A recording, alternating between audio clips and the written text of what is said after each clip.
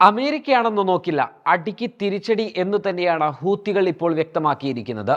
ശനിയാഴ്ച യമനിലെ ഹൂത്തികൾക്ക് നേരെ അമേരിക്കൻ യുദ്ധവിമാനങ്ങൾ നടത്തിയ ആക്രമണത്തിന് മറുപടി എന്നോണം അമേരിക്കൻ വിമാനവാഹിനി കപ്പലായ USS ഹാരി എസ് ട്രൂമാനെ ലക്ഷ്യമിട്ടുകൊണ്ട് ഹൂത്തികൾ പ്രത്യാക്രമണം നടത്തി എന്ന വാർത്തയാണ് ഇപ്പോൾ പുറത്തു വന്നുകൊണ്ടിരിക്കുന്നത്.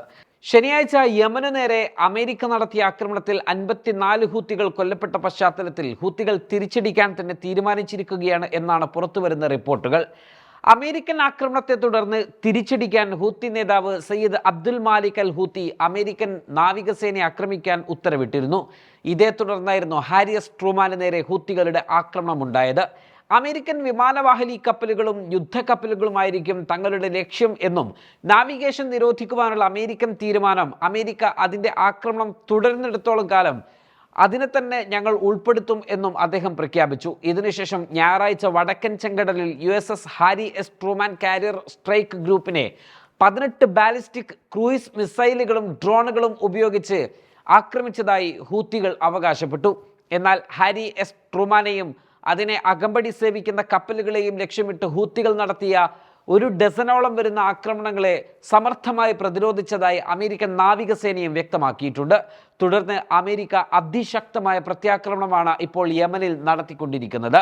യമൻ തുറമുഖ നഗരമായ ഹദൈദ ലക്ഷ്യമിട്ട് നടത്തിയ ആക്രമണത്തിൽ 1 വിമാനത്താവളവും 3 ഷിപ്പിംഗ് പോർട്ടുകളും ആക്രമിക്കപ്പെട്ടു എന്നാണ് ഇപ്പോൾ പുറത്തു വന്നുകൊണ്ടിരിക്കുന്ന റിപ്പോർട്ടുകളിൽ വ്യക്തമാകുന്നത്. ഹൂത്തിയുമായി ബന്ധപ്പെട്ട അൽ മസീറ TVയും മറ്റ് പ്രാദേശിക മാധ്യമങ്ങളും ഈ ആക്രമണം സ്ഥിരീകരിച്ചിട്ടുമുണ്ട്. ഹൂത്തികളുടെ ചിറകരിയും വരെ ആക്രമണം ശക്തമാക്കും എന്ന് തന്നെയാണ് അമേരിക്ക നൽകുന്ന സൂചനകൾ.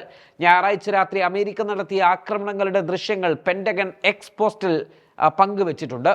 ഹാരി എസ് ട്രൂമാനിൽ നിന്നും മറ്റു കപ്പലുകളിൽ നിന്നും മിസൈലുകൾ തൊടുത്തുവിടുന്നതിൻ്റെ ദൃശ്യങ്ങളും ഇപ്പോൾ അമേരിക്ക പുറത്തുവിട്ടിട്ടുണ്ട്. USS ഗെറ്റിസ്ബർഗ്, ഗൈഡഡ് മിസൈലുകൾ, ഡെസ്ട്രോയർ എന്നിവ ഹാരി എസ് ട്രൂമാൻ്റെ ഫ്ലൈറ്റ് ഡെക്കിൽ നിന്നും മിസൈലുകളും യുദ്ധവിമാനങ്ങളും ഒക്കെ വിക്ഷേപിക്കുന്ന ദൃശ്യങ്ങളാണ് ഈ ദൃശ്യത്തിൽ പുറത്തു വന്നിരിക്കുന്നത്. ട്രൂമാന് പുറകെ ഗൈഡഡ് മിസൈൽ അന്തർവാഹിനിയായ USS ജോർജിയയും ഈ മേഖലയിൽ തുടരുന്നു എന്നും പറയപ്പെടുന്നുണ്ട്. ഗാസക്ക് നേരെ ഇസ്രയേൽ നടത്തിക്കൊണ്ടിരിക്കുന്ന നരകതുല്യമായ ആക്രമണങ്ങൾ അവസാനിപ്പിക്കാത്തിടത്തോളം കാലം ഇസ്രയേലിലേക്ക് പോകുന്ന കപ്പലുകൾ തങ്ങൾ ആക്രമിക്കുമെന്നായിരുന്നു ഹൂത്തികൾ വ്യക്തമാക്കിയിരുന്നത്. പിന്നീട് ഇസ്രയേലിലേക്ക് പോകുന്ന നിരവധി രാജ്യങ്ങളുടെ കപ്പലുകളെ യമൻ ആക്രമിച്ചു. ഇതേ തുടർന്ന് അമേരിക്കയുടെ നേതൃത്വത്തിൽ സംയുക്ത സൈനിക ഓപ്പറേഷൻ പ്രഖ്യാപിച്ചുവെങ്കിലും ഫ്രാൻസ് ഉൾപ്പെടെയുള്ള പല രാജ്യങ്ങളും അതിൽ നിന്നും വിട്ടുനിൽക്കുന്ന സാഹചര്യമുണ്ടായി. ഇതിനിടെ എബ്രഹാം ലിങ്കൺ കപ്പലിന് നേരെയും ആക്രമണം ഹൂത്തികൾ തൊടുത്തുവിട്ടു.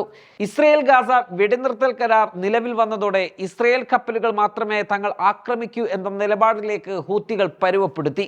എന്നാൽ ഗസയെ പട്ടിണി കിടന്ന ഇസ്രയേൽ ക്രൂരതയ്ക്കെതിരെ വീണ്ടും യമനികൾ ശക്തമായ നിലപാടെടുത്തു.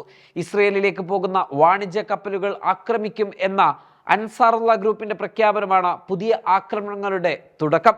വിഷയത്തിൽ ഇറാൻ എന്ത് നടപടിയാണ് കൈക്കൊള്ളുക എന്നതിൽ ഇപ്പോഴും ഒരു വ്യക്തതയും കൈവന്നിട്ടില്ല.